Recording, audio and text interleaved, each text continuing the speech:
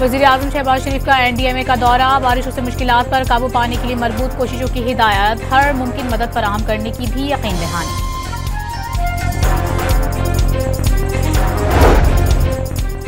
चकवाल में सैलाबी पानी में फंसे 35 खानदान महफूज मकामात पर मुंतकिल, इमदादी कार्रवाई में मदद के लिए फौज की खिदमात हासिल कर ली गई।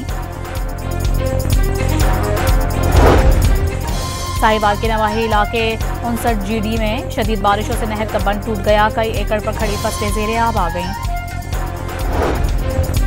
खैबर पख्तूनख्वा असम्बली में एक अक़लियती नशिस्त पर कुरानदाजी की बजाय अफ़हाम व तफ़हीम से फैसला, नून लीग दस्तबरदार, नशिस्त JUI को मिल गई।